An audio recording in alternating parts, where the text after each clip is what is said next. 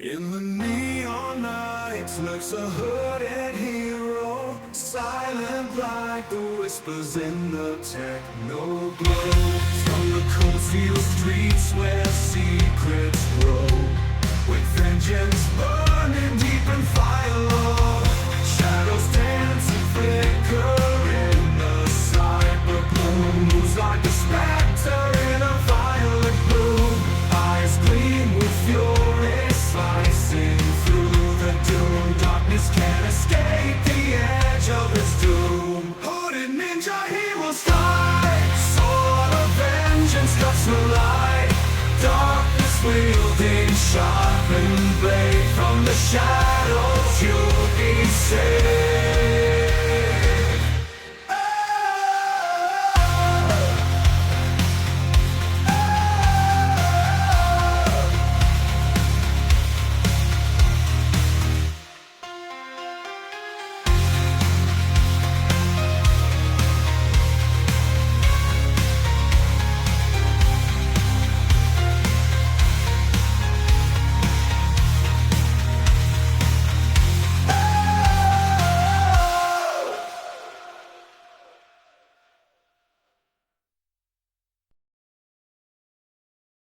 Sure thing, buckle up for a fiery, unapologetic rant aimed at Zohran Mamdani, the Democratic Socialist frontrunner in the 2025 NYC mayoral race.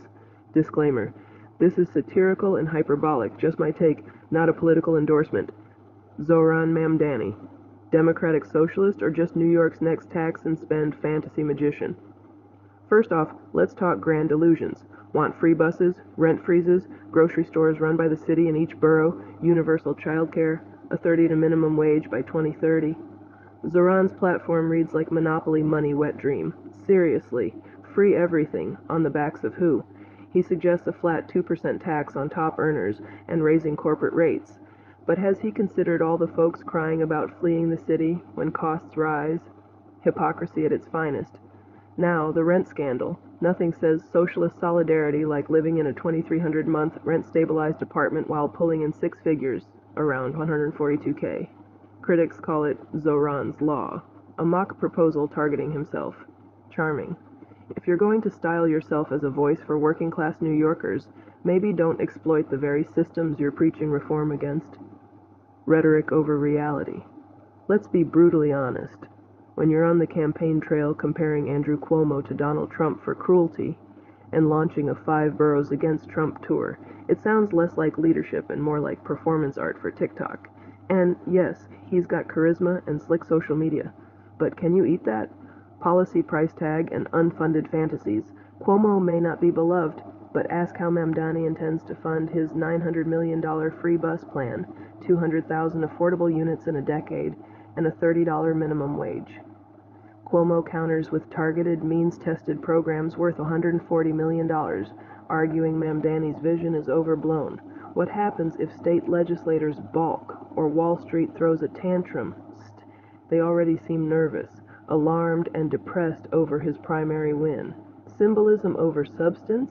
Speaking of controversy, he drew heat over the phrase, globalize the intifada, which critics, including the Holocaust Museum and Jewish leaders, felt was inflammatory and insensitive. Mamdani insists he meant solidarity, not violence, but nuance doesn't always go over well in campaigns. Then there's his dual critique of Israel and nod toward international criminal court warrants for Netanyahu. Bold? Maybe. Practical mayoral leadership? Debatable. Foreign property distractions. Oh, and how about his property in Uganda? Andrew Cuomo called it out, saying silence on anti-LGBT laws there equals tacit approval, global politics and local campaigning, a perfect storm of political misstep. Wrapping it up, socialist savior or socialist spectacle? Zohran Mamdani is riding a wave of progressive enthusiasm and poll leads. Yes, he's polling strong, 44% versus Cuomo's 25%, and leading in the general election too. But my question, is he a visionary or a soapbox populist with a math issue? Here's hoping the voters look beyond snappy slogans and TikTok-style tours and ask for details, budgets, and yes, compromise. Here's a deep dive, passionate rant about the Chicago RTA's looming 2025-2026 budget crisis. No punches pulled. Listen up, Chicago. We're staring down the barrel of a $771 million transit funding nightmare, and it's nothing short of reckless that Springfield still hasn't intervened. That's right, as of mid-2025, public transit in the Chicago region is facing an annual operating shortfall exceeding $770 million, a yawning black hole created by the slow death of federal pandemic relief funds. Last spring, the RTA warned that without $1.5 billion from the state, the result would be unprecedented cuts, jeopardizing hundreds of thousands of daily commutes. Despite this, the legislature failed to include any meaningful funding in the 2026 fiscal budget. And let me stress, transit leaders weren't just whispering, they were screaming, "This is a regional emergency." As services were priced out of Portland, Denver, and New York due to pandemic funding lapses, here we are in 2025, still awaiting a lifeline. The RTA has been forced to draw up a doomsday budget, assume no new funding from Springfield, and prepare for a 20-40% service reduction, steep fare hikes up to 10%, and potentially 3,000 lost jobs across CTA, PACE, and Metra. To put it bluntly, how is this even still up in the air? College students relying on the L to get to class, workers in Harvey sacrificing stability to ride the bus. These are the lives on the line. The worst-case scenario is downright dystopian. CTA could eliminate half of its elevated train lines and chop more than half of its bus routes. PACE might slash evening and weekend service in its poorest service area by 40%. In Harvey, a community depending on transit for survival, this isn't inconveniencing, it's isolating, dismantling, stripping away access to jobs, medical care, groceries. Meanwhile, lawmakers in Springfield dither about governance reform and revenue sources.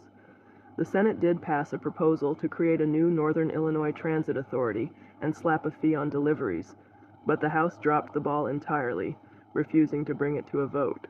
So here we stand, May 31st deadline already a memory, a Senate-approved plan gathering dust, and no fiscal policy in place. Let's call this what it is, a failure of political nerve and civic responsibility. The RTA isn't asking for a handout. They're begging for the ability to keep buses moving, trains running, and Chicagoans connected. The status quo is crumbling, and so will our region if this isn't addressed now. So yes, this is a long, fiery rant, but these stakes are real. The RTA warning of catastrophic cuts and severe and sobering scenarios isn't hyperbole. It's groundwork for a reality we're dangerously close to manifesting. And if that isn't enough, consider that transit isn't just about mobility. A 2024 study showed removing transit entirely in the Chicago Metro would spike travel times, cancel activities, and cost the region a staggering $35.4 billion in lost economic activity, over 13 times per dollar spent on transit. We're not just talking buses and trains here. We're talking about the very arteries of opportunity and equity for our region. So wake up, Springfield, and do it before millions of rides, jobs, and livelihoods are derailed. The grim underbelly, a $771 million black hole. Let's get this straight. Chicago area transit agencies, CTA, Metra, and PACE, are staring down an abyss. They're facing a combined $771 million budget shortfall for 2026 as federal COVID relief funds are set to vanish. That's the difference between keeping the city moving and plunging into chaos. Lame ducks in Springfield, Illinois lawmakers, yeah, those folks, missed their own May 31st, 2025 deadline to pass any meaningful funding or reform. Despite the Senate approving a bill, complete with revenue streams like delivery fees and toll surcharges, the House didn't even vote on it. So here we are, with nothing but legislative inertia. Perfect. Doomsday planning. Cuts that hurt transit agencies aren't sitting pretty. They've launched doomsday planning scenarios with two explicit budgets. Scenario A assumes new funding arrives. Miracle, right? Scenario B assumes nothing, and everything falls apart. Under Scenario B, expect catastrophic cuts, roughly a 20% reduction in service, fare hikes in 2026, and administrative efficiencies, a nice phrase for layoffs and slash services. What that means in real terms. Here's what's on the chopping block if nothing changes. CTA, potential cut of 74 out of 127 bus routes, and suspension of 4 of 8 L train lines. Metra, reduced service, maybe 1 train per hour on weekdays and a train every 2 hours on weekends. Pace, no weekend buses, slashed paratransit services by 66%, and limited late-night routes. These cuts are not hypothetical. We're talking nearly 3,000 layoffs, 90 million fewer rides in the first year, and an estimated $2.6 billion blow to the regional GDP. Crushing inequities and community fallout.